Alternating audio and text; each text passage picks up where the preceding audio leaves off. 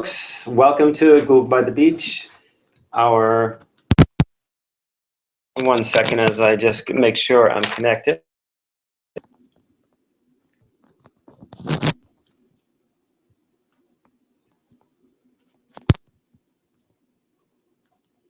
How's that for a little dramatic pause in the introduction? Folks, welcome. I'm Ed Considine, your host for the Google by the Beach series. I'm here with Haruna today, who is moderating our back channel. So please say hi to Haruna and welcome her to our series. She's a member of our digital learning team, our Tech Boston division of the digital learning team here at OIIT. So thank you, Haruna, for being here. I'm also taking a look at the back channel as we go along. I just want to welcome everybody back to our series. This is our week 4. Your assignments have been coming in a flurry. I appreciate that a lot. I haven't had a chance to get to all of them yet, but I will be doing that over the next couple of days. And we will be concluding the series this week with our virtual office hours on Thursday. So if you have questions after today, please know that Thursday we'll have our virtual office hours. And you're also able to contact me anytime throughout the year. As you see, I'm available via email, but also as someone in the Today's Meet suggested, please feel free to do a hangout with me and chat me up during the school day if you have a question. And we'll talk about how to do hangouts a little bit later in the broadcast. So I'm going to just get to our slides. I'm going to share my screen a little bit. And please, in the back channel, let me know if you can hear me or if there are any audio or video problems coming up that I can address. Haruna is next to me, and we'll be communicating throughout. Haruna, feel free to answer any questions you can. Haruna knows a lot about Google and is a great resource for being innovative and skilled at using Google. So I'm going to share my screen and get us going with our agenda and taking a look at what we have in store for today. So I hope I'm sharing my screen to you all, and you can see my slides are just coming up here for week 4. Haruna is just going to let me know if there's any problems. I think my screen is sharing. If you could let Haruna know, that would be great. You know, even though we are the technology department here at BPS, we have had a technical issue here and there, believe it or not. I'll remind you of the first week when Liz stepped up when I couldn't get on. So just a little further ado. Good, we're good. Thank you. I'm going to be looking at the channel as well, the back channel, and see if I can have some insight into what's going on too. So as I said, this is our last week for Google by the Beach. Thank you so much for participating and for your enthusiastic discussions in the back channel and in the forums today. I will be reviewing the work we've done already. Just to let you know the logistics, this is sort of the format that we've gone through every time we've started the series, just some of the reminders of our schedule and the back channel opportunities to learn on Thursday from 3 to 4. With me as your host. So you have some one challenge this week, as you'll see, and if you're in BPS Learns, it's to create a slide for your opening day or opening week of school. I look forward to you sharing those with me. And some people have had some issues about submitting things in the BPS Learns environment. If you find that it's asking you to submit a file, you can always go up to the text submission area where you can actually type right in. And I'll show that in a few minutes. And you can type in the URL of your document if that's what you are doing. So send me the URL. I'll take a look at your link and give you credit for the assignment. That should be exciting. Today we're going to talk about some of our Google Plus, and I'm going to throw in a little Twitter in there this morning or this afternoon. Twitter for the Connected Educator. October is Connected Educator Month, and I want to talk to you a little bit about that. Really exciting things going on in Google Classroom recently. I haven't even had time to check it out. I just found out yesterday that Google Classroom is adding at least 6 new features to its already growing list of tools and functions in Google Classroom for teachers to be able to blend their classrooms with some online work, some face-to-face work, and more opportunities to engage kids in discussion and to incorporate a class calendar that we'll talk about a little bit today, and some other features that hopefully we'll get to explore together over the next couple of weeks. We're going to talk a little bit about Google Calendar today because that's tied into our discussion about Hangouts. And just a reminder that these Google tools are all linked together. So when you use one, you have easy access to all the others. And the calendar is a great example of that, because in a calendar, you can link to a Google Hangout. You can send an invitation to a Google Hangout. And that's what we're going to demonstrate today at just a little bit. If you're viewing the slideshow, if you have access to the slideshow in the BPS Learns environment, I have a little interactive assignment here. If you all recall that we did an introductory assignment earlier in the series, we did our first one, we did an introduction to each other, and that was a fun way to get started. So today, or at some point during the broadcast and even after the broadcast, if you could take a moment on slide 4 here, we have what is the biggest takeaway from this Google series that I will use this year. Please take a look at it. It's a slideshow, and I'm showing it here. Whoops, that is not the correct link there. That's showing the same one. So let me correct that link and make sure that we have it correct. So I'm going to, when I pause during the broadcast, I will correct that link. So I'm going to remove that right now so it's not a link. But I want you to complete a challenge, and that is to share your best learning moment in the series and how you might use that in the class. So I'm excited about being able to see some of those coming in. So we talked last week. I'm just going to check in with Haruna while I try to get up that that link. Haruna, how are we doing on the back channel there? There's a question right here that you might want to Okay. address. Yes, the question about blogging. The blogging section is going to be added a little bit later when the series is over, as we sort of expand the series for our next rendition. But if you went ahead and saw that challenge in the course, please go right ahead with it. That is great to do that. I'm happy if you, those assignments aren't there, those resources aren't there, but I'm happy to put them up in the 5th week session. I'll go back in later and put those blogging articles back. But blogging is a very involved process, and I thought we might need an entire couple of weeks to discuss blogging, and the same thing with Google Sites. So if you went ahead and started the challenge before we began the week, that's quite okay. I'd love to see people using Blogger, but for this week's challenge, we're just going to go ahead with that Google Slides presentation, and that's what is in the course right now. So apologies for changing that at the late date. It's been a busy week, and I didn't get to update that till just a little while ago. So Haruna showing me another show here. Okay, let me check on the links here for a second and see that we are all seeing the same thing. So I'm in Google by the Beach. You can see I'm in BPS Learns right where you are. Hopefully you're seeing my screen. And I'm going to go down to the Google by the Beach week 4. Sorry for the scrolling fast. It's probably a little blurry on your end. And the 25th, there we are. So we have the back channel. Here's the link to today's Meet back channel. And here's the access today's presentation. Let's see if that brings us there. Nope, it does not. Okay. So my links are a little off today, folks. Apologies for that. So I'm going to close that one, and I'll be correcting that. Let me pause for a moment and just correct a couple of links, and keep going in the back channel for 1 minute. You're on, Haruna.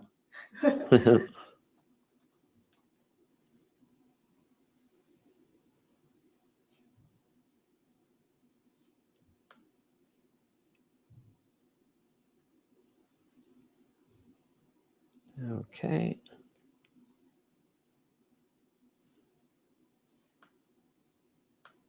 One second, folks. Thank you very much. You're exploring Google while we do this, right? I'm sure you are. So there's the link there. I'll unlink that. And today's presentation.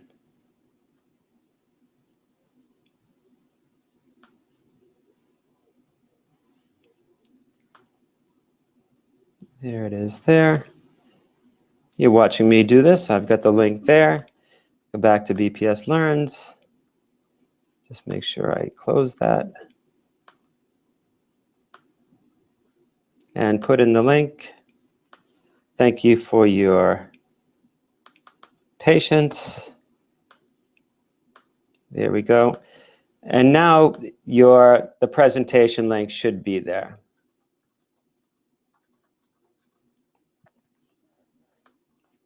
And I am just going to do a quick look at my other slides for a second, just to make sure we're all caught up and ready to do our work. Are they able to see it there? The correct presentation now, Haruna? Could you ask that question? Okay.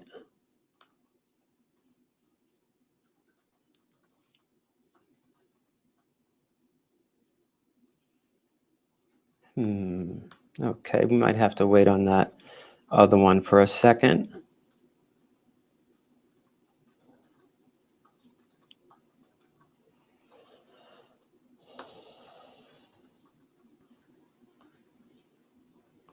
Okay, I will. I corrected that link, but I still have to correct the other link. You should be looking at my slide about. I see some people getting into the slideshow. Thank you very much for doing that. And I'm going to start talking about our review of last week's work. Kind of threw Haruna into this week, so thank you, Haruna, for being great.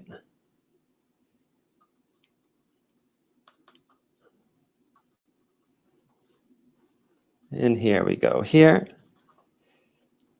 Haruna, I now have the link for the activity. So, folks, thank you very much for your patience here. I'm going to put that in there for the interactivity as we go 1, 2, slide 4 there. So there it is there. I'm going to make that a link. And this is one of the features that I love in Google, folks, and this applies to email and slides and docs. Right now, I highlighted some text, and I want to add a link there. So I just highlighted the text, and I'm going to add a link. Where'd it go?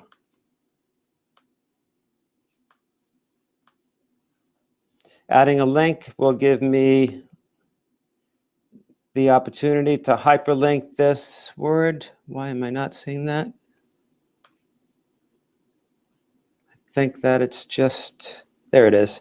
My menu wasn't expanded far enough, and that sometimes my window wasn't expanded far enough, and so I couldn't see it. I'm going to save those changes, and so you should see now that it is an interactive link on slide 4. What is the biggest takeaway from this year? And let's just test that link, make sure it takes us to the right presentation. And there it is there. So what I'm hoping that you all can do for this slideshow is to go up here and add a slide. And if you do that, you can tell me what your biggest takeaway is and how might you use this in the coming months or the coming weeks of the first coming weeks of school. So thank you very much for that little delay. And I'll go back to the course. Great, I see some people hopping in there. That's a kind of a cool thing. You can see people as they pop into the document. You know who's going to be editing. So feel free to be adding slides as you do that. We had some fun last time with people acknowledging each other there. So that's part of the interactive opportunity you have here, is to make connections with other people. And so I'm going to go back to my slides for a moment. And so, well, maybe I will just talk about the broadcast this week. So today's challenge, or this week's challenge, you have the exit ticket. You have the link to today's presentation. That's always accessible. And this course will be open in the coming weeks ahead. So you can always refer back to some of the resources here. And so the challenge for week 4 is just really to create that introductory slide presentation for your first week of school. And there it is there. So when you create a slide, you're not going to be submitting it as a file, but if you go down here to add submission in BPS Learns, you can add a document here, or you can do some online text. And let me just change that for a second. Looks like I have a little bit of a little editing thing to do right there. I cancel that. Good. And so that's how you can do the summary there. That's how you can submit your work there. I'm just going to fix that for a second.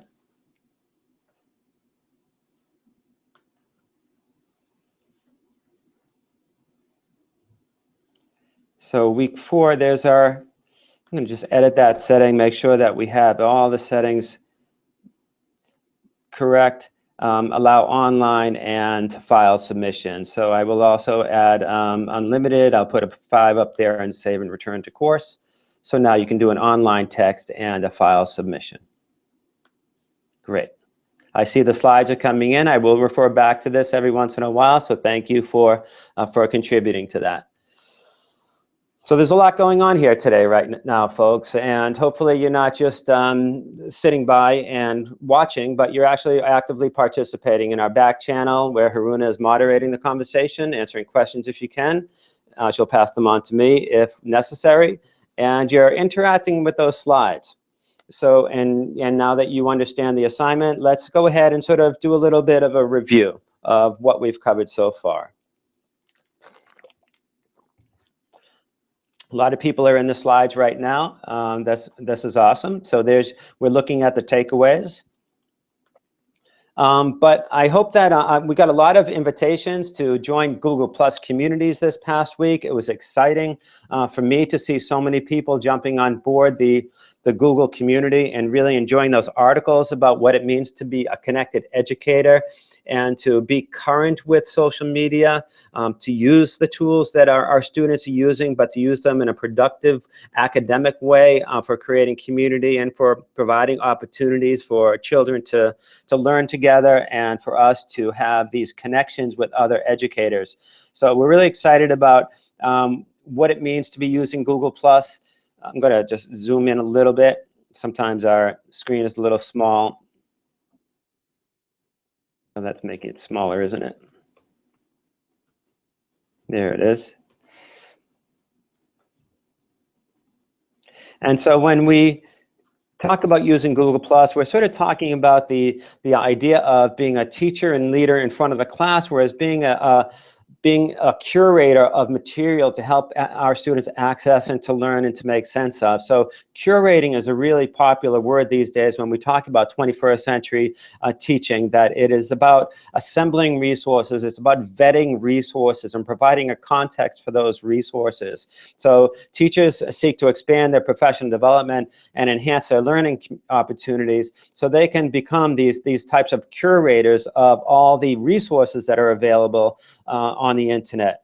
So sharing Google Plus is about having these opportunities to connect with other educators. And we didn't talk last week much about Twitter, but Twitter is certainly another option to start connecting with other educators. Along with Twitter, Google Plus gives us the ability to sort of connect with other educators and to provide, instead of circles, we connect ourselves to following people, but we also follow hashtags, and hashtag in Twitter is hashtag, our hashtag, for example, is hashtag BPSPLN. And if you are on Twitter and you search that hashtag, you'll see things that I've posted, that a lot of people around the BPS community have posted and are sharing resources. And we'll be hosting some Twitter chats. So that's a great way to get introduced to Twitter. It's to follow an individual or two, but also to follow a hashtag. And if you have any questions about hashtags or Twitter, feel free to ask them in today's meet. Haruna will relay them to me, and I'd be happy to get that going for you. One of the things that we talked about in Google Plus, though, are the Hangouts and Hangouts on Air, where you have the capacity to do a video hangout with up to 15 people, and this could be a department meeting, this could be a team meeting, and there's a few ways you can start a hangout, and I'm going to demonstrate that right now. Somebody had that question in today's meet. So I'm going to show a couple of ways of setting up a Hangout, since that was one of the biggest features of Google Plus that people liked and see themselves using right away. Again, some of the things you could do with a Hangout is to conference with other teachers, to have a department meeting, to perhaps have office hours with students or conversations with family members. But it's also a way to sort of schedule events and to have people from outside your community, outside your school community, join your classroom virtually by broadcasting by projecting on the wall of your classroom and interviewing somebody, perhaps an engineer, an author, a politician, a local neighborhood activist, people who are doing something and have some relevance to your classroom. It's a great way to bring in authenticity and relevance to your teaching. So we can, in Hangouts, we can plan a group call, and that's what I'm going to do right now. So Haruna's near me, and I'm going to give Haruna a call, and you'll see her. Sure. So Haruna has some questions. People in the presentation. So if you could share that link one more time for the presentation. Okay. The presentation we're using right now? No, it was the PowerPoint that they were supposed to add. This PowerPoint. So that's in BPS Learns. If I could show you, I'm in BPS Learns now, and I'm going to show you where the presentation is in our Google by the Beach week 4. And here is the exit ticket, the exit for today's presentation, the back channel, and where's the introductory slides? Is that it? No, I don't think so. Some people are having trouble adding a slide. Okay. Okay, let me fix that link again. Oh, I had that in the slideshow. It's in the slideshow. So I'll put a link to on slide 4. Here is the link there. If you go to slide 4, this is the link to that slideshow. Is it the same link as the one that was in BPS Learns? No, it was not. Oh, okay. And there's the interactive slideshow. And I will put that link in to the BPS Learns as well. So I see people are doing that. Great. I'm going to copy that link.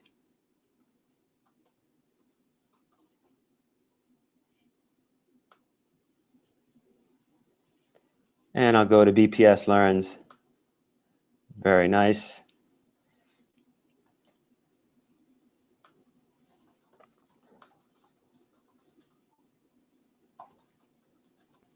Thank you for bearing with us, folks, as we just sort of give you the information as it's coming through. So right under the August 25th, I'm going up top here. Here's the interactive slides for today's activity. I'll just make that a little bigger.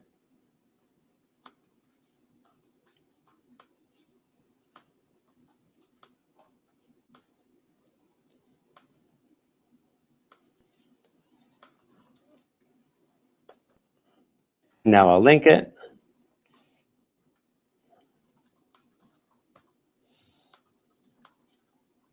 There we go. So it's in the BPS Learns right above the broadcast, and it's also in the slideshow. So please let me know if, or Haruna know if you're having those questions again.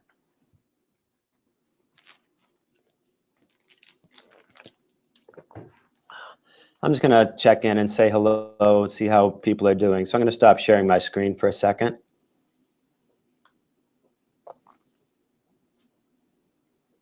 And there I am. Hi, folks. Just checking in, let you know there's a real person here, not just a voice.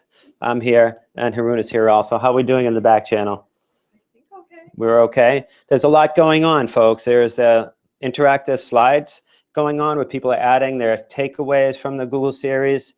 You're watching the slideshow that I'm sharing, and you're in the today's meet asking questions to Haruna. So there's a lot going on. So if you're having trouble navigating, you're not alone. And sometimes these things do take a little bit of dexterity being multitasking and dexterity. So it looks like we're all good to go. I'm going to move ahead, Haruna, and talk about the things that we did last week, a little bit about doing a Hangout. Okay.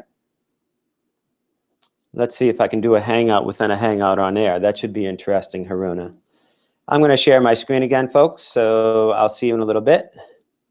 And there's our Google by the Beach slides, and I'm sharing now.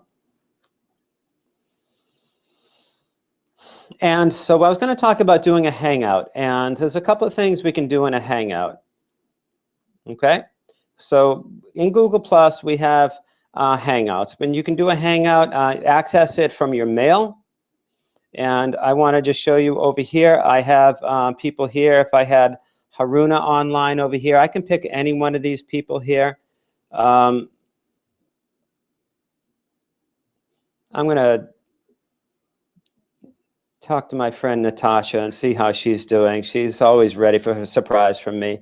So I'm going to contact her, Natasha, and you can see I have options here on Natasha. I can do a video call. I can do a text chat, and maybe I should give her a little bit of a heads up that I might be video chatting her.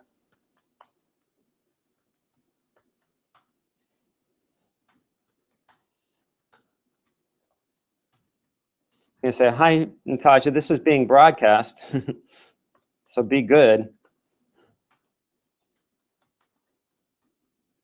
Just say, how are you? And Natasha, I can tell, is online because she's green right here, and it means that she's live. And so she might respond to me in a moment, and I can see if she's available. I can ask her if she's available. If I wanted to do a video chat with her, you can see up here I have the video icon.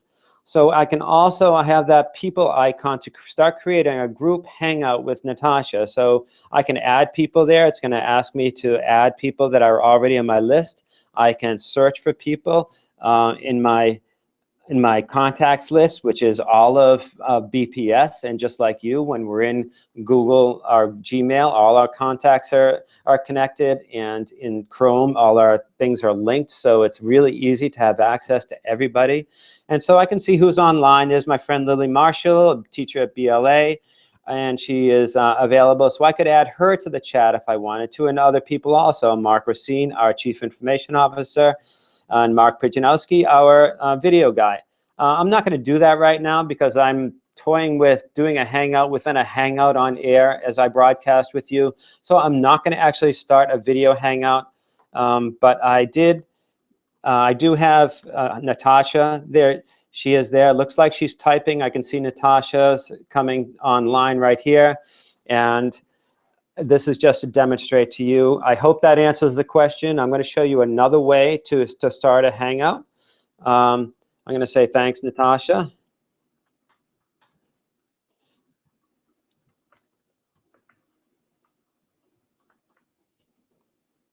And then I'm going to post that and say I hang up. And also, what I like to do and what our team likes to do, and you can set dates. In our Google Apps launcher, I want to access my calendar. And you can schedule a Google Hangout as well. So if I say I want to have a Hangout this Friday on the 28th right here, if I click on Friday the 28th, I want to edit that event. And so now I have some options here. So right here, you see I can do add a video call. And that allows me to schedule a Hangout on air, join a meeting, change or remove. So I can do that here. This is happening right now. It's going to ask me to sort of join it. I don't think I can, but I can schedule that. Let's see. Nope, I don't want to do that. So I'm going to hang that up if I can.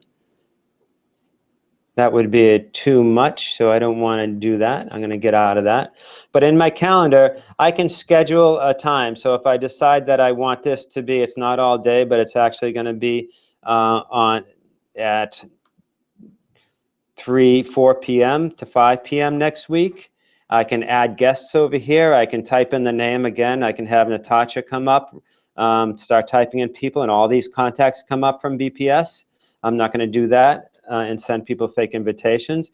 but I can also do a location. I can do an online right there, online, and I can put a description to this meeting, to this as well. So I can schedule a Hangout and send those invitations along to people, and that's a nice way to do it. So I can schedule a digital video call as well as a calendar event, and then that gets saved to my calendar. And there it is there.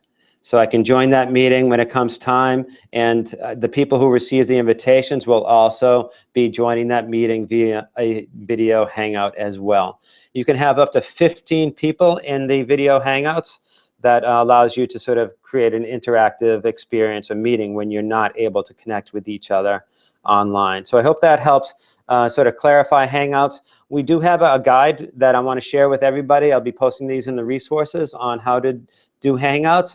Google is a great resource for being able to learn more about what their products offer and what their things do for us as educators.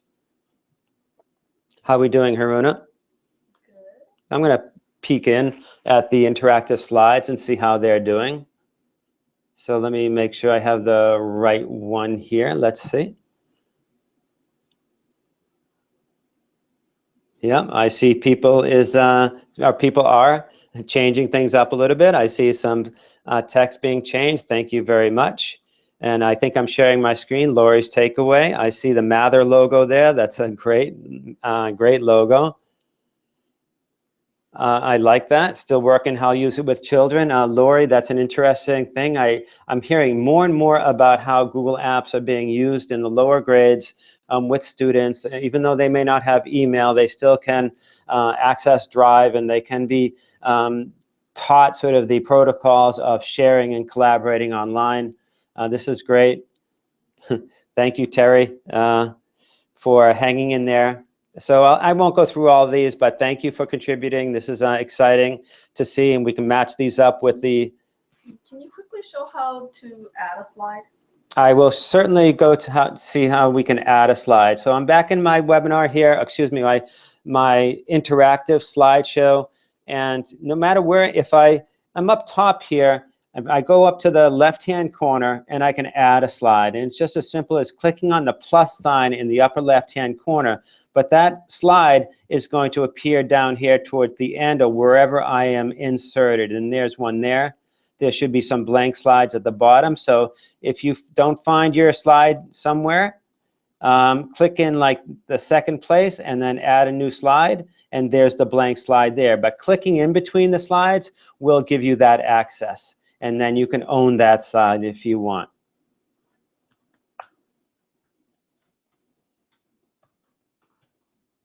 And there's my slide there, and I'm going to change the font. That's a little large. Ed's a little loud.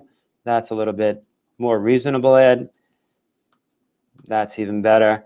So I can insert graphics if you like. I saw somebody inserted their school logo, Lori from the Mather.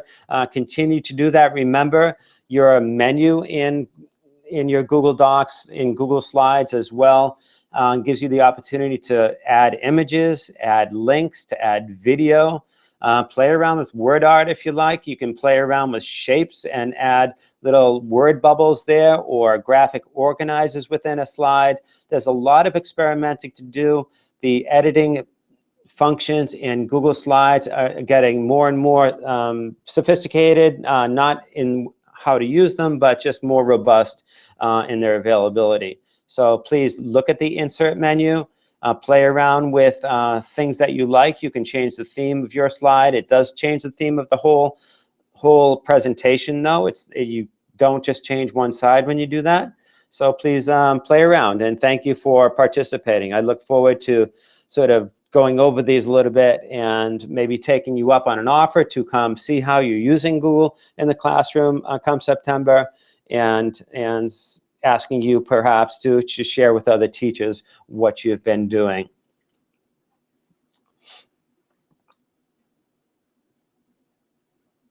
Any other questions coming? This is great. Someone's putting in M&Ms. Marsha, found my weak spot. So thank you for participating in that. Please continue going. We talked about Google Plus and Many people have joined our Google Plus community in our Boston. Let's see, I can go there for a moment. I want to show you our Google Plus community. And let's see if I can get access to it here. My community is over here. BPS Digital Learning Community. And folks, when I'm in Google Plus, I was at my home page. I scrolled down to communities. I can also start a Hangout this way also. Since I'm here, I think I'll show you that. So I'm in my Google Plus, and I can start a video Hangout right here. It will ask me to start one, and then it will ask me who I want to invite. People sometimes have the challenge with Hangouts that I've found is that people don't always click on the invitation. It's important that people, when they are invited to a Hangout, they actually click on the invitation link so they have access to that specific Hangout. So it either comes up as an email or appears in their chat on the side of their email inbox. So it's one way to do that. So I'm going to go back to my communities because I don't want to start a Hangout right now. But in Google Plus, we talked about communities, and there's our digital learning community in Google Plus, and I encourage you to do here. So we have a lot of things that we're going to start posting here. We'll have some discussions and some resources, some learning opportunities. We have a growing community here, so I'm happy that people are joining.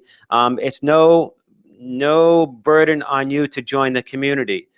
You have a way in Google Plus if you want to add people, you can do that, but you can also set notifications about how you receive notifications if somebody has published. As you see, I have notifications up here, and I have all these people who are doing things in Google Plus, so it's nice to see the activity that I'm getting on our community and on our Google Plus pages. So thank you for that.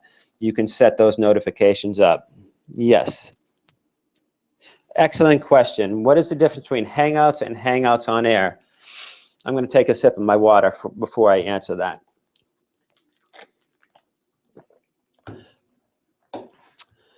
Hangouts, as I just said, allows you to do up to 15 people on a video conference call. So essentially, it's a group call of up to 15 people. And I was on one earlier with 3 people, and we were each sharing our screen. It was an information share session. They were showing me what they've done. I was able to see what they did. It's also a way to just meet with 15 or so people. The difference between a Hangout and a Hangout on Air is that the Hangout on Air is actually a YouTube event. So as soon as we started this broadcast, and the fact that I'm sharing my screen now, this is being broadcast live on our OIIT DLT YouTube channel. It is not listed, which means that if people searched for it, they wouldn't find it. Only people with the link to our YouTube channel would be able to see it. But the YouTube, and it's being recorded. The Hangout is not recorded, but the Hangout on Air is recorded. So that's how I'm able to embed the video of this broadcast into our BPS Learns page as soon as it's done at 4:30. So the difference also is that Hangouts on Air is a unlimited capacity. So you can have as many people watching the Hangout on Air. There's no limit. It's broadcast as long as somebody has the link. They can watch it on YouTube. They can watch it embedded in a course page or a blog like you're doing in BPS Learns. But if you are a Google Plus user, Hangouts on Air, you can interact with it as well. And that's a feature that we haven't used a lot because a lot of people haven't been in Google Plus. But if you have a Hangout on Air within your Google Plus page, you can actually ask questions. You can share screens with the people who are watching it through Google Plus. And that will grow in effectiveness the more people we have on Google Plus. Sure. If you can see, well, you can't see my screen when I do it, but if you are in a Hangout, if you are the moderator or you're the one who started the Hangout, you can go hover over the left side of your page and you'll see a set of arrows. And I'll see if I can show you here. I think you're seeing my screen now, my video screen of my BPS community.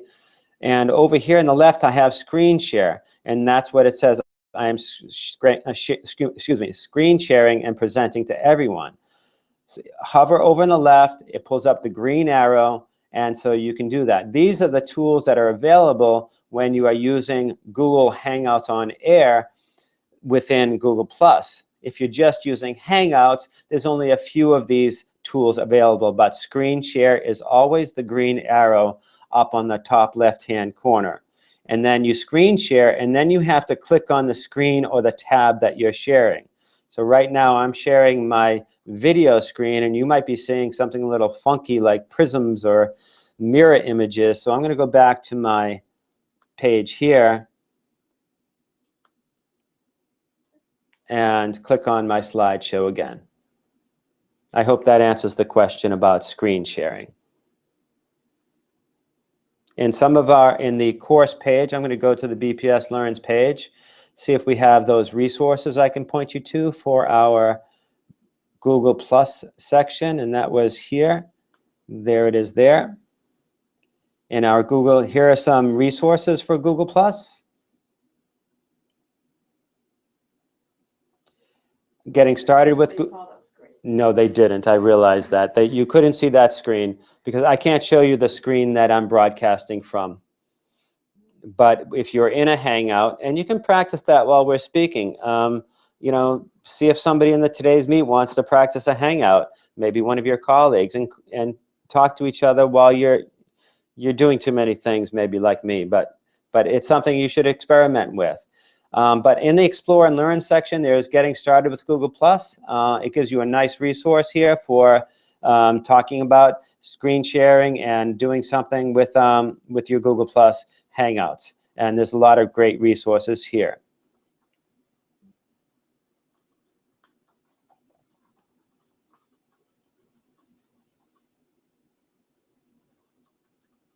I'll include another file in there, one of our BPS DLT resources as well, to help you get started on that in the Hangout.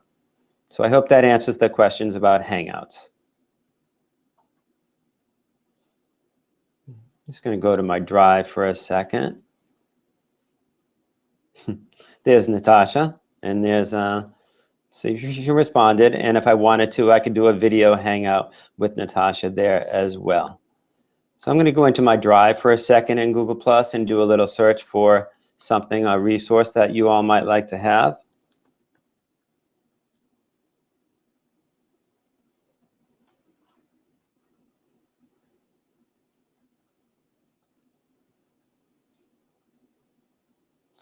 Here we go here. It's a document Liz and I did for talking about Google Plus, and I'm going to share this with you. And there it is there. I copied the link. And this is all good practice for sharing documents. And notice the permissions here.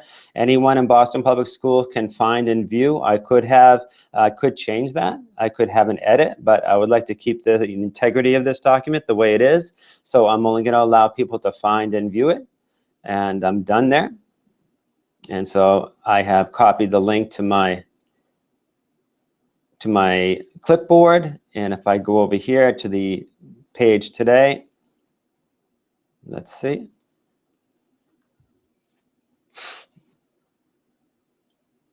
That was so I'm going to post it in today's session.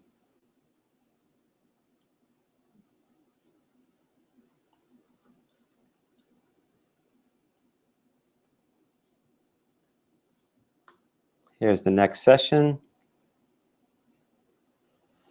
Let's get over there.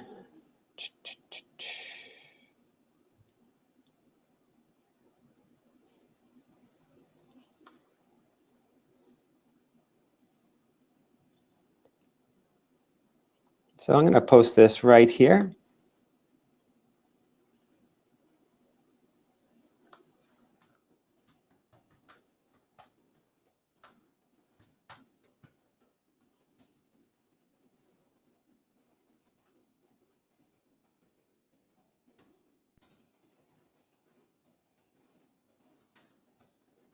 are we doing on there, Haruna?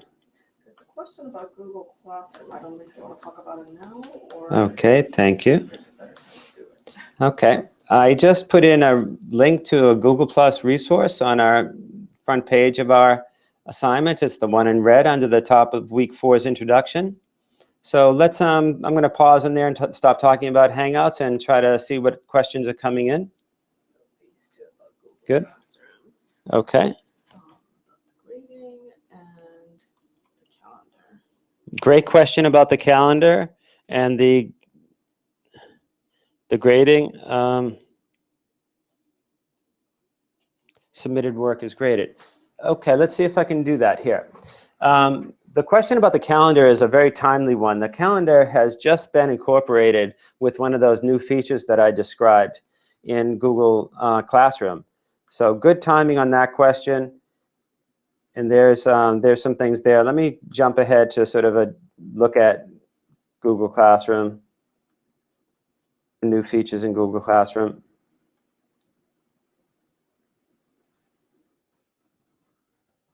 The slide's a little small. Let's see if I can just.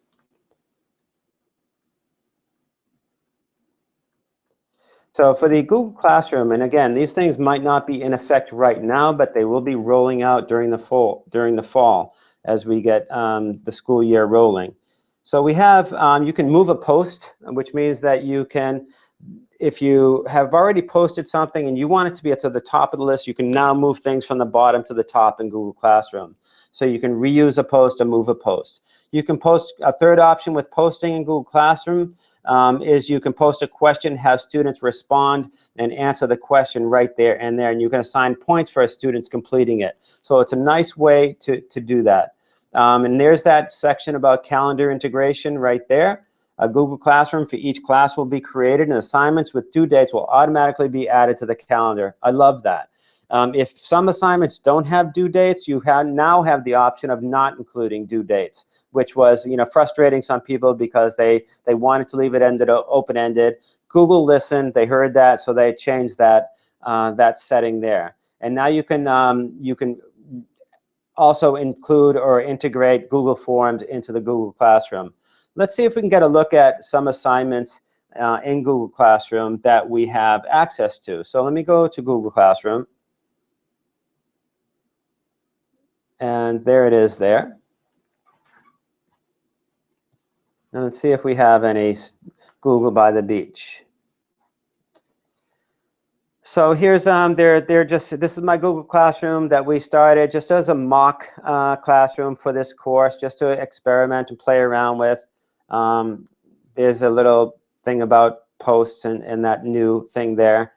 So I have 30 things done here. Let's see. I have Google by the Beach assignment. This was the assignment here. And the due date was last week, so we have one done. Let's see if that one's been graded. Okay, so over here I have that. I can check Karen there. I can add a grade if I like. I can type in a grade. I can say, out of 100, I say nice work, out of 100, and then return. And then student will be notified and can check any grade you've left. So I can say, Karen, you've done, thank you very much. And I am returning it to Karen, and she's going to get a notification that it was done. 30 people have not done it, and this is their homework, and yep, all of your names are there. But this was just a mock assignment. This was not part of your challenges for credit. So you can see that all of these are marked late. And that would be good if you wanted to practice sending something and see how that goes. That would work as well. But Karen was able to do it. She practiced it. And so her assignment was done. And I can go back to that. And there's Karen again. I already returned it, so there's no question about that. I hope that answers the question about the grading in Google Classroom. If I want to see what assignments I have going here, I can go up here. Whoops, and there are my assignments. The thing I like about the assignments tool right now is I can take a look at assignments. Here's another assignment here. That was 16 done. And so now we have all of these assignments done over here. So I could mark them all right here if I wanted to. They all get done, or I can go individually. I could take a look at it, and there's Barbara's there. There's her work there, highlights from that. I could do that. I could take a look at Benita's, and there's her highlights from 2015. Very nice. I don't want to open these documents up, but these are all Google Docs that will, I think I will try. Let's see if Beth, I can always use Beth. She's a very, very good collaborator, and I appreciate Beth. So I can open up her Google Doc, and there it is there. It's a little jarbled, it seems, because of my viewing. Let me... Another question about how do you leave a comment on the assignment? Well, the comments might have to happen once you do it in there, is to insert a comment in the Google Doc itself. And if I did that, I can insert a comment. So I opened up Beth's assignment here. It's a Google Doc, and so I can insert comments right there, and I'll say, Beth, fantastic work, great summer. Of course, you would do something a little more academic and school related, but so now Beth has a notice in her document that it was actually there was a comment on it, and there I am back to that. I can give Beth a grade and add it there, and then I can return it.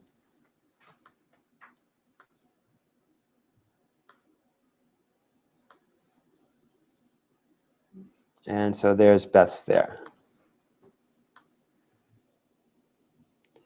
Thank you, Beth. Yes. No. The question, and really good question, thank you for asking it. Will the Google Classroom calendar assignments link to SIS? Unfortunately, not. And so I can click return up here so Beth gets that, and there it is there. And Beth will be returning and getting an email.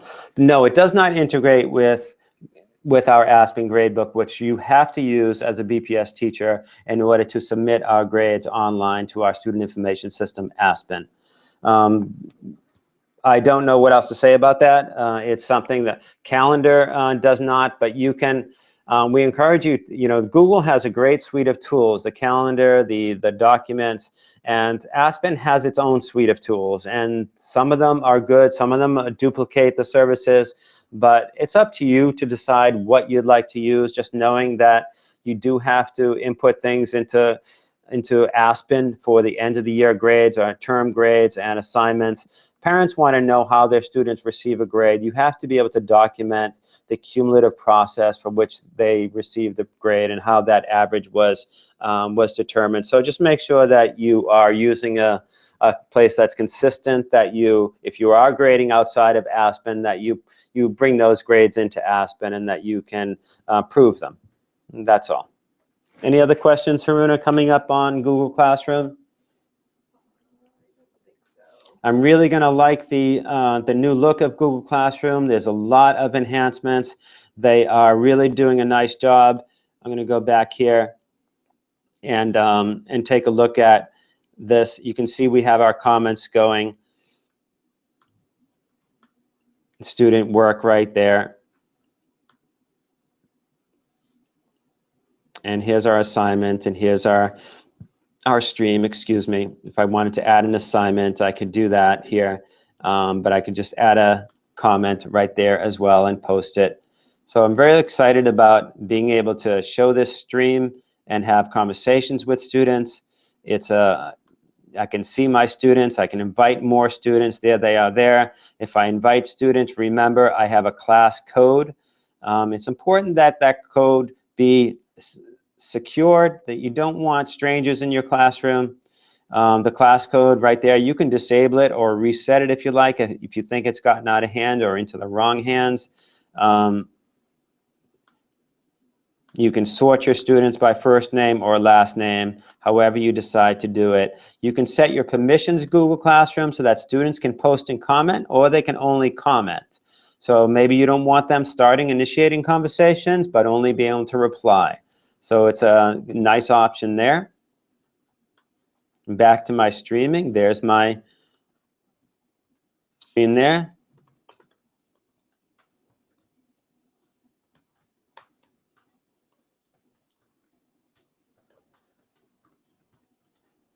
And there you go. So I just posted a little bit of an announcement. There it is there. Welcome to Google by the Beach. And so you can see that you'd be able to add a comment there. No, I don't want this class to end, Ed. You know, I understand that, but we have to move on. We're going to go to our second part. I do hope that we can continue this learning series into fall and maybe have a second rendition. So much of what we can do for professional learning today is in our own hands, and even though the school may have scheduled 18 hours of professional development for you, there is so much that you can do to continue your learning, and so much of it happens right within the community that you work in with other teachers and within the BPS community. So I look forward to continuing our learning together. I'm going to pause for a second and stop sharing my screen and say hello again. And make sure I'm just going to stop sharing my screen. There I am.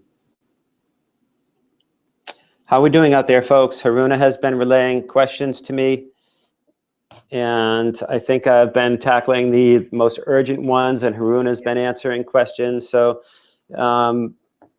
I'm going to continue a little bit. We're probably going to end a little bit early today. I think I'll take a look at the introduction slides again and see what people are doing. Please continue to have fun with that and introduce yourself. Practice adding graphics to that. Practice adding a table. One thing that I think I will show a little Google trick and enhancement of that. Let's pull up our slides here. I like it. I love it. We have a lot of people in here. There's my slide, the second slide. So I'm going to just go in and delete that. And what I want to do here, and if I were teaching in the classroom these days, and I would have Common Core in my mind, and I would be thinking about, as an English teacher, that I would have to really look at nonfiction text, have students pulling evidence from it.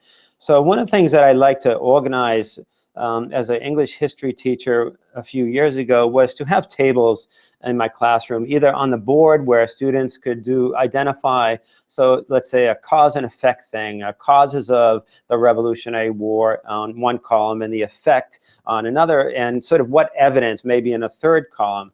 So one of the things you can do in... that's a good point. Thank you for, you don't want to see too much of me. Share your screen, Ed. Thank you. Was that Beth? No. So there's my screen there. Hopefully you're seeing the slide again. So I'm on slide 2 of our fun slides today. And under that insert area, I can insert a table. And as you can see, when I insert a table, I start hovering over the highlighted areas, and it will tell me how many rows and how many columns I want to have. Let's say I want to have a 5x5 table. And there it is there. So over here, I can say, you know, excerpt from the story.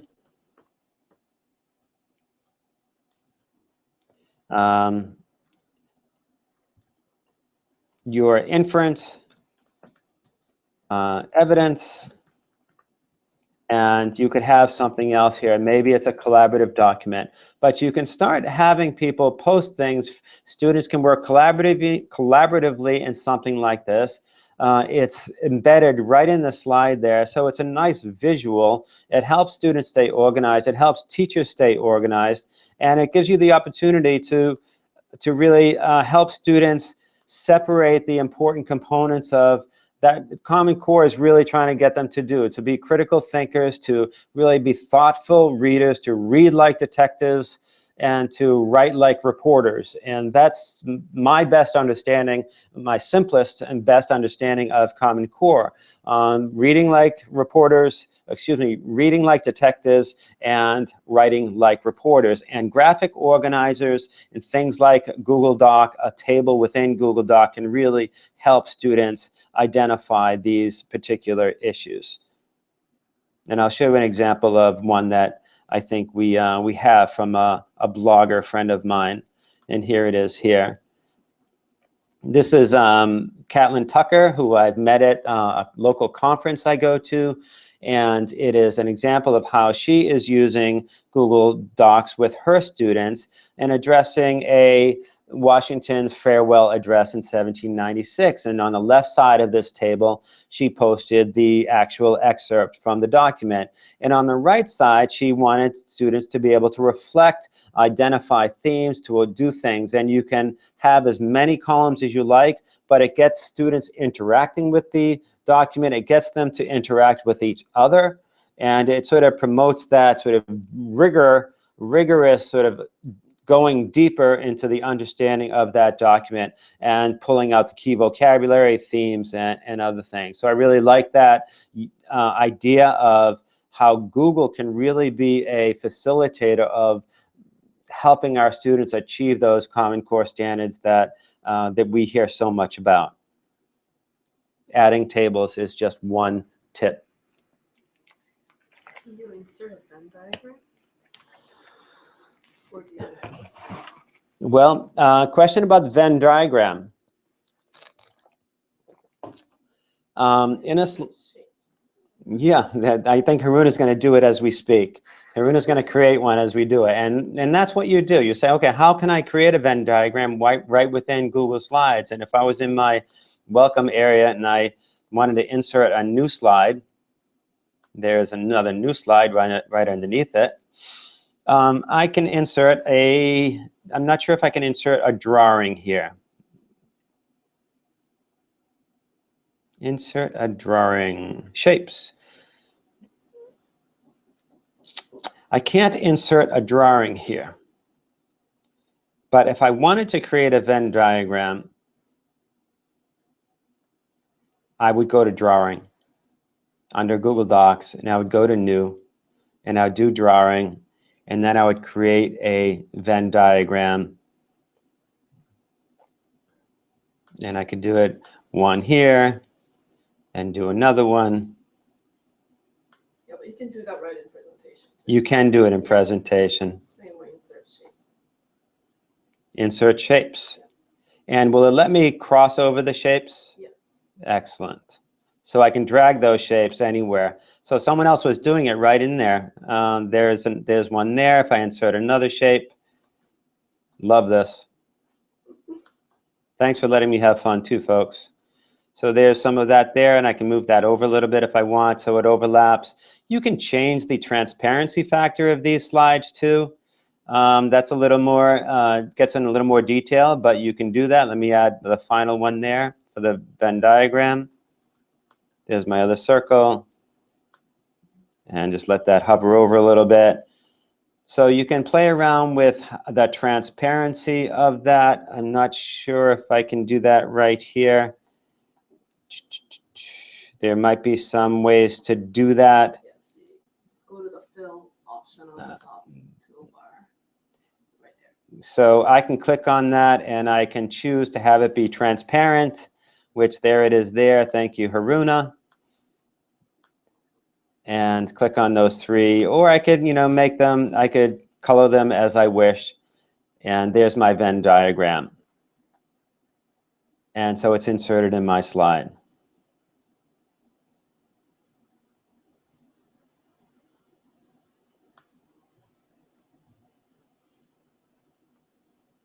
A lot of great options. You can insert a video into a slide as well. It can be directly from YouTube. That is one feature that I think that people would, we talk about flipping the classroom a lot in the ed tech world, and I'm sure many of you are aware of the concept. Flipping the classroom is that the idea that the lecture part of our teaching, the teaching part of our classroom experience, when we're delivering information to students, that tends to be passive. We expect them to listen or to watch, take notes, read, can be done at home. So we're flipping the classroom and making them do the lecture part at home. And oftentimes that's with a video. So you can often create a presentation like this, and you can get a video right here. You could have a URL if you know a video that you wanted to insert. I don't happen to have one here, but I'm sure that some of you can do this as we speak. Feel free to paste a URL in one of my slides or your own and let us know which one it is. But you can embed a video into the slide presentation too. So far we've embedded a table, we've embedded a Venn diagram, which is just one of the many drawing options you have with the shapes and tools.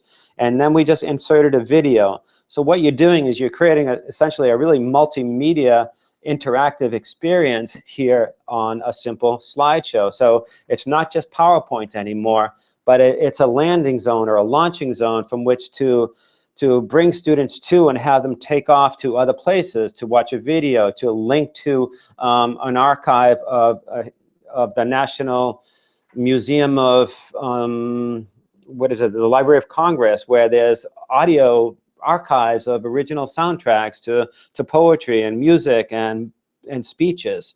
So think about the multimedia that you can bring in just through a simple presentation tool like slides. Sorry, I'm getting a little distracted by watching the people moving in the slides. It's great. People are really adjusting the Venn diagram. That's awesome. Thank you. Let me know if somebody can insert a video. I would love to see it, show people how it's done. That's great.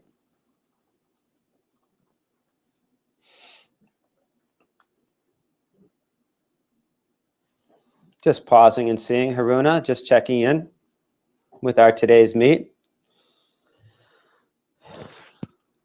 Good. Great, great. I seem to really like Venn diagrams. I think I don't think I should move on yet. I don't think I'm having too much fun with the Venn diagram.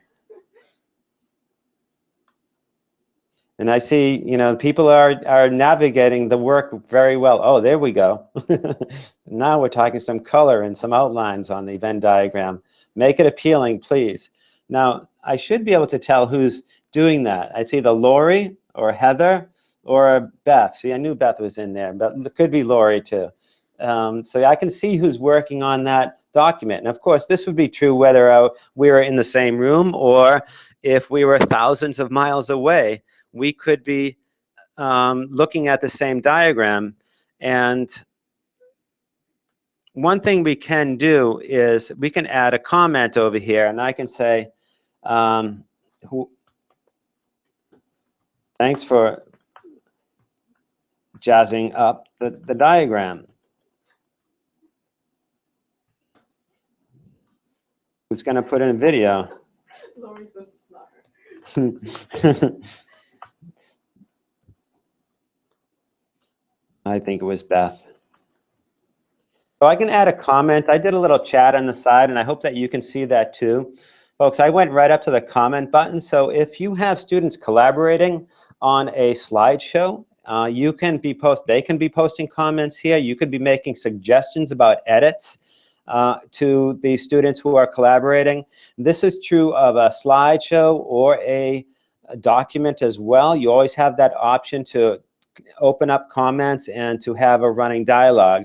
Now, some teachers have requested that these comment boxes be turned off because students are saying inappropriate things to each other when they are online, supposed to be collaborating. This isn't a question that I think we can answer right now, but how do we prepare students to work collaboratively online? How do we prepare them to be respectful digital citizens and responsible users of the internet? Those are rhetorical questions that all educators have to answer. Way to go, Heather. Thank you, Heather. I was having too much fun myself, but I appreciate it. Please put in a video. Thank you, David. I want to see a video go in there. So the comments are coming in. This is fantastic. I don't think I need to move on from this. But that question of the classroom appropriate behavior, that needs to be established on the first day and reinforced on the second, right up until the 183rd day of school.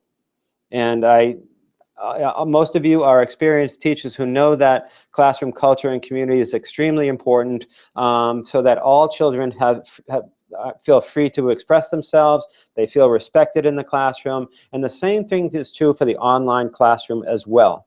Any behavior that you would not accept in the face-to-face classroom, inappropriate behavior, bullying, deleting each other's work, is not accepted online either. And the first thing I would do if I were working with students online, like a Google Doc and giving assignments, I would be sure I notify the parents that I'm working with their students online, and that I would be, sorry, I'm laughing at the images, folks. They're just getting better and better. Please make sure that you are very, very much upfront and transparent about what you're doing. Let your school leaders know that you're working with students in Google Docs, and let the parents know by sending a letter home. We have some resources on Google, a sample letter that could be used. I'll post that to the course too. Actually, I'll probably be posting a lot of these things that we're talking about in the course, but also in the BPS digital learning community. That's one way I hope to get you all to join our digital learning community, to receive updates, to receive these resources that are available. So I'm going to pause for a second, and I love seeing the Venn diagram. Linda, I agree. It is very, very cool watching all this work. Learning should be fun, right? So what's happening now is that I'm not really teaching. I'm just sitting back and watching us learn together. And that, to me, is the essence of professional learning. And that is our ability, our opportunity to engage with each other, to try some things new, to be with people who might know a little bit more, to support people who might know a little bit less, and that we all sort of come together to in this learning experience. I see there's a video there. I think that's a video. Thank you very much for including it. Becoming aware of time, folks. It's 4:13 according to my clock. I do want to show you a couple of things. I want to show you some resources, so please keep that work going on the slides there. I'm going to just go to the boring one-dimensional slides here that I've created, and scroll down towards the bottom a little bit. Folks, here is a great resource for Google+. This is the BPS Google+ resource page. It's a link there from the slide. It's the one I also posted on the site today. I have another one for Twitter. I did not get to talk about Twitter today, and I hope I can tease you a little bit with Twitter. I came home last night after a workout at almost 8 o'clock, and there was a Twitter chat at 8 o'clock, and I had to choose between sitting down at a Twitter chat or cooking my dinner. And I decided to do the Twitter chat, and I was so happy I did. The topic of last night's Twitter chat on hashtag #EdTechChat was digital portfolios. And what are they for? What do they assess? What do we use for digital portfolios? How young should students use digital portfolios? The chat was amazingly interesting and resourceful. I posted some of the things that I got from my Twitter handle. My Twitter handle is @econsidine. That's the @ and my first initial and last name. And I know that some of you are on Twitter. I hope that you will join us for some Twitter chats in the future, or even some workshops on learning more about Twitter. But it is a great tool for connecting with other educators. We are by far, educators by far are one of the fastest growing populations using Twitter. And I love that about our career, our colleagues, that we are out there in our profession looking to learn from each other, and understanding that the idea of synergy, that the group is greater than the sum of its parts, that collectively our resources and our skills can be better than all of us added up individually. So coming together really is an amazing opportunity to create great things, especially at how rapidly education and technology change, that we have to stay abreast, and the best way to do that is to look to people who are doing it with us. I'm going to take us to a page right here, our Boston Public Schools technology page, where this has gone live. This is our SchoolWire site, and we have some resources here, and this is growing. This is in development. So I hope that you can go there sometime. The URL, as you can see, is bostonpublicschools.org/technology. And we have something that we're really excited about here, and this is our support resources for families, teachers, and administrators. You can see some of the things that we've talked about here under teacher resources. There'll be more professional learning opportunities to talk about Google and other things that we're doing. But also we have a new digital backpack, a set of tools that provides an opportunity to do some through a single sign-on with our BPS accounts to access some of these interesting applications. And these are new to us, so we're exploring them. Some of them are formative assessment tools like Formative. We also have Khan Academy out here. If you're not familiar with Khan Academy, it's a great way to help support students in many subjects, not just math, but that might be worth looking at sometime, our digital backpack. And we will also have some more support resources here in our teacher and administration resources area. So please stay tuned to this page as we develop it for the coming school year, next week, in other words. There's a couple of questions regarding the assignment. Okay. So the minimum requirements and also that. Okay. Okay, so two questions I see. The challenge for this week is a single assignment and not an option. So in addition to the regular things, the exit ticket, watching the broadcast, the exit ticket, participating in those interactive slides, which are not necessarily graded, but I appreciate the interactivity. The assignment which is graded is to create a presentation. I didn't set up a minimum of slides, but I would like you to see a minimum of, let's say, 10 slides. And some of you are just playing around with Venn diagrams and tables and images and videos. So don't do it for me for the assignment, but do it for your students. You'll be using this presentation during the first week of school, maybe an overview of what your course is. Maybe it's a presentation to parents about what you'll be doing. Use some those interactive elements, those visual elements. So if you want me to put some parameters on it, I would say that each slide should have some type of graphic on it, either a table or an image or a video. So maybe you create a logo for your classroom. Maybe you have a mascot in mind that you can put on every slide. So please be creative with it. There's no right or wrong. It's tough to fail this assignment. So I'm just looking for people to learn, to play, and to produce something that they haven't done before. I hope that answers the question. In terms of the final assignment, this is not the final assignment. One thing I will be communicating out to people right after the end of the series is to invite you to send something about how it went in your classroom, about what you tried in a Google, one of the Google Docs or one of the Google apps with your students or with your colleagues. And some of you had said what you wanted to do. So the final culminating assignment will just be a reflection on what you did do when you tried to implement it. And I'll put some more details on that in that final assignment, culminating assignment in our BPS Learns page and shoot it all out to you as well. I hope that answers your questions. Just a few more questions. The EdTech chat, I think that's the Twitter chat you were talking about. Is there a copy on is it transcript?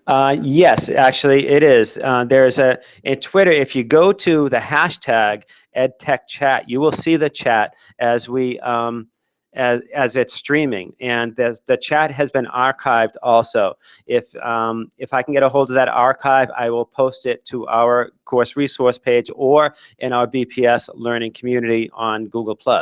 So you can see people. I'm pushing you towards our Google Plus community. So please get there and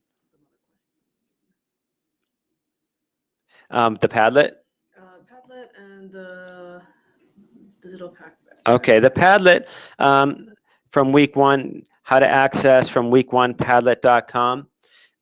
You want to see the Padlet that we created from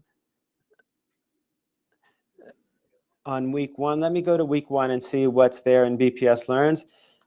I think we did an interactive slideshow, so I'll go to week one. I'm back in the course now, folks.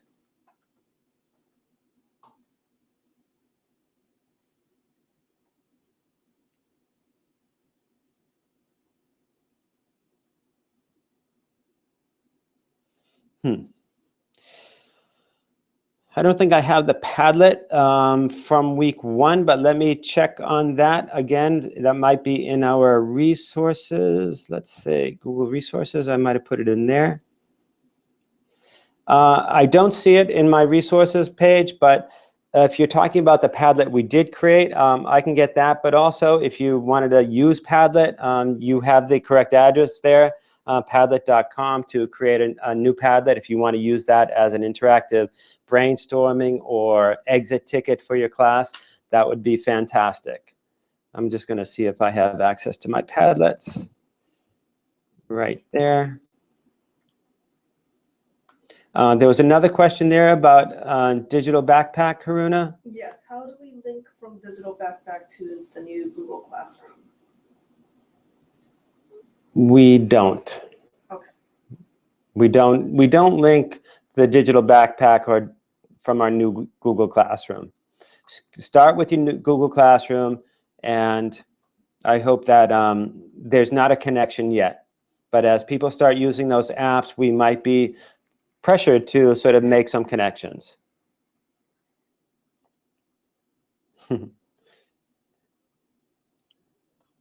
So Padlet.com. Sorry, I don't have that access to that Padlet. I will see if we have that and post it to the course site and to our BPS Learns community. Was Padlet on week 2? Carrie's saying it might have been on week 2. All right, thank you, Carrie. We'll double check that. Go back to my week 2.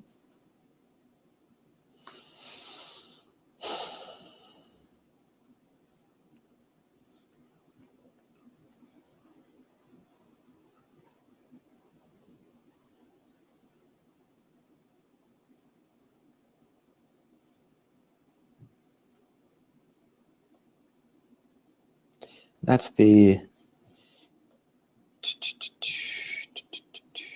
exit ticket in today's meet. I don't see our Padlet. Not sure why I don't see our Padlet, but let's hold off on Padlet questions, please. Okay. I'll work on getting Padlet in there. We have access to the introductory slides that we did. I'll make sure that you see that. That's in our resource folders, the one we did at the opening day session. And I will put as many resources at the top of Google by the Beach. That would be in this folder right here, Google Resources and Recordings. It's coming up on 4:25, folks. This has been a flurry of great questions and awesome fun. I'm going to take a look back at our slides and see how we're doing there. Whoa. Looks like that one slide is getting a lot of traction. Looks like we're getting some turf wars over here. I had the Mather up there early with their mascot, and now the Dorchester Bears. Very nice logos. And that's the sort of thing that could go on a slide, maybe in the corner of a slide, as a logo for each one. Anything coming up, Haruna? Nope. I like this. I'm seeing a lot of great things here. There's that slide there. Question.